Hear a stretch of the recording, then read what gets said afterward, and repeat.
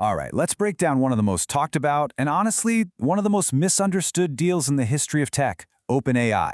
This isn't just a story about a lot of money. It's a total masterclass in corporate strategy that basically threw out the old rulebook.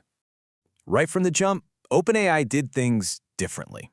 I mean, they managed to raise a war chest of capital that would make any venture-backed company green with envy, but they did it while actively avoiding the typical startup playbook. And then, of course, there's the massive Microsoft deal. Now, from the outside, it might look like they just sold out to a giant, but they didn't. They took the money, they took the resources, but they very cleverly kept their nonprofit board in the driver's seat. And just to keep us all on our toes, their legal structure has never been set in stone. It's been this constantly evolving experiment, changing and adapting to new challenges. And believe me, none of this was an accident. It was all part of the strategy. It really makes you wonder, right? What is actually going on here? From the outside, it looks incredibly complex, maybe even a little contradictory. The whole story of OpenAI is really an answer to this one huge question that every mission-driven founder has to face. So let's dig in and figure out exactly how they pull this thing off. You know, the first piece of this whole puzzle isn't some clever legal trick or a funding round. It's the people. The credibility that OpenAI had from day one was just off the charts. And that, right there, was their #1 asset. I mean, just look at who was on this founding team. You had Sam Altman, the ultimate Silicon Valley operator who knows how to make things happen. You had Greg Brockman, a proven technical leader from a giant like Stripe. And then you had Ilya Sutskever, a true titan in the world of AI research. That combination of execution and deep science, plus, having Elon Musk involved, that sent a signal to the tech world that was impossible to ignore. But it wasn't just about the famous names at the top. They immediately pulled in an absolute dream team of researchers. We're talking about the people who were literally building the future. This deep bench of talent is what the real money and the strategic partners were actually betting on. And that was the core strategy. Before they had a real product, before they even had a business model, they had assembled what was arguably the most elite concentration of AI talent on the planet. That was their leverage. But this world-class team with this incredibly ambitious mission to build safe artificial general intelligence, or AGI, ran headfirst into a very, very expensive wall. See, their first chunk of money didn't come from your typical venture capitalists looking for a quick payday. It came from this group of tech luminaries and big companies who really believed in the nonprofit mission.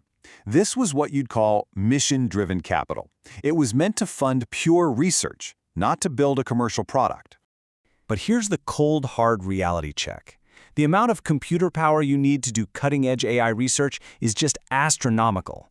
They realized pretty quickly that even $1 billion in donations, well, it was like bringing a glass of water to a forest fire. It just wasn't going to cut it.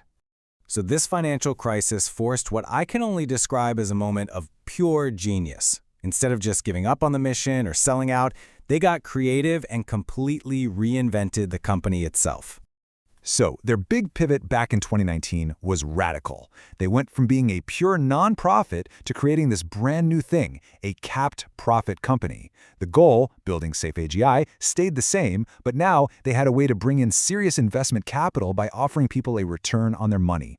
So what in the world does capped profit even mean?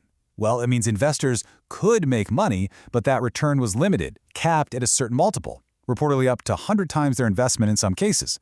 Once that cap is hit, any extra profit goes right back to the original nonprofit parent.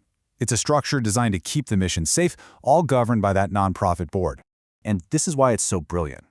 It was a structural solution to a strategic problem. It created a company that was attractive enough for huge investments, while also building this kind of firewall to protect their long-term vision from the short-term pressures of just making a profit. Now, this new structure is what made the next and most famous chapter possible. The deal with Microsoft, it wasn't just about getting a check. It was about building an engine that could operate at a global scale. Yeah, the headline number is absolutely staggering, a commitment of over $10 billion. But if you only focus on the money, you're missing the entire point of the deal. You have to look at this deal as a two-way street. It was all about perfect alignment. OpenAI got the three things it desperately needed: almost unlimited compute power through Azure, massive distribution through Microsoft's products, and of course, long-term capital. And what did Microsoft get? They got a front-row seat in the AI race with preferred access to the best models in the world that they could bake into everything from Office to their cloud platform. And that's the real insight here. If you remember one thing about this deal, remember this. The money was just part of it. The real value was the leverage they got from Microsoft's infrastructure and global reach. It was a partnership built for capability. Okay, so what does this all mean for you if you're building a company? Let's boil this whole crazy story down into a clear, actionable playbook. So here are the 3 big takeaways. Number 1, find strategic partners, not just people with deep pockets. You need leverage, things like compute power or distribution, not just cash. 2, your legal structure is your strategy. Don't just pick a template. Design it to build a fortress around your core mission. And 3, optimize for what you can do, not what you're worth. The goal isn't just a bigger valuation, it's getting the exact resources you need to win. Which really leaves us with one final thought. OpenAI pretty much ignored the standard Silicon Valley playbook at every single turn. They built their own game, they set their own rules, and they optimized for their own unique mission. So maybe the question we should all be asking is, when you're trying to build something that truly changes the world, is following the herd the biggest risk of all?